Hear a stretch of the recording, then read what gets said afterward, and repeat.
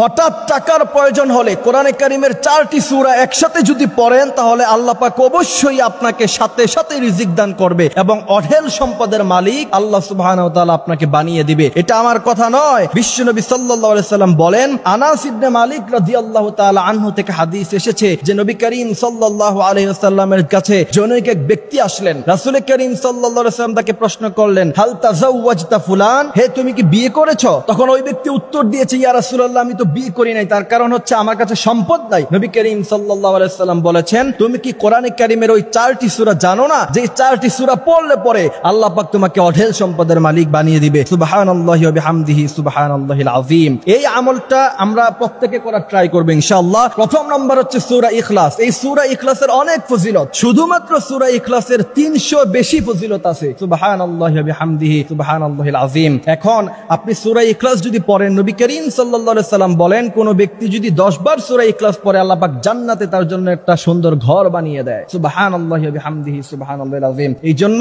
প্রথম নাম্বার হচ্ছে সূরা ইখলাস, এটা আমরা নিয়মিত পড়ব। দ্বিতীয় নাম্বার হচ্ছে সূরা নসর। নবী করিম সাল্লাল্লাহু আলাইহি সাল্লাম বলেছেন, ইদা জা নাসরুল্লাহি ওয়াল ফাথ ওয়া রাআইতান নাস ইয়াদখুলুনা ফি দীনিল্লাহি আফওয়াজা ফাসাব্বিহ বিহামদি রাব্বিকা ওয়াস্তাগফির। নবী বলেছেন যে এই সূরাতুন নসর হলো গোটা কোরআনে কারীমের 4 ভাগের 1 ভাগ। সুবহানাল্লাহি ওয়া বিহামদিহি সুবহানাল্লাহিল আযীম। তৃতীয় নাম্বার হচ্ছে সূরা কাফিরুন, কুল ইয়া আইয়ুহাল কাফিরুন লা আ'বুদু মা তা'বুদুন ওয়া লা আনতুম আ'বিদুনা মা আ'বুদ ওয়া লা আনা আ'বিদুম মা আ'বাদতুম ওয়া লা আনতুম আ'বিদুনা মা আ'বুদ লাকুম দীনুকুম ওয়ালিয়া দীন। এবং এই সূরাটা অবশ্যই আমরা শুদ্ধ করে পড়ব, সূরা কাফিরুন। তারপর 4 নাম্বার হচ্ছে সূরাতু জিলজাল। নবী করিম সাল্লাল্লাহু আলাইহি ওয়াসাল্লাম বলেছেন, সূরাতু জিলজাল হলো গোটা কোরআনে কারীমের 2 ভাগের 1 ভাগ। সুবহানাল্লাহি ওয়া বিহামদিহি সুবহানাল্লাহিল আযীম। সুতরাং প্রথম নাম্বার হলো সূরা ইখলাস, দ্বিতীয় নাম্বার হলো সূরা নসর, তৃতীয় নাম্বার হলো সূরা কাফিরুন, চতুর্থ নাম্বার হচ্ছে সূরা জিলজাল। প্রথমে আপনি 2 রাকাত সালাতুল হাজাত নামাজ পড়বেন, তারপরে 4টা সূরা একসাথে পড়বেন, এরপরে আস্তাগফিরুল্লাহ রাব্বি মিন কুল্লি যামবি ওয়া আতুবু ইলাইহি লা হাওলা ওয়া লা কুওয়াতা ইল্লা বিল্লাহিল আলিয়্যিল আযীম। দুরূদ ইব্রাহিম পড়বেন অথবা সাল্লাল্লাহু আলাইহি সাল্লাম পড়বেন। তার কারণ হচ্ছে নবী বলেছেন, মান সাল্লা আলাইয়া ওয়াহিদাতান সাল্লাল্লাহু আলাইহি আশারা। কোন ব্যক্তি যদি একবার বিশ্বনবীর উপরে দুরূদ পড়ে,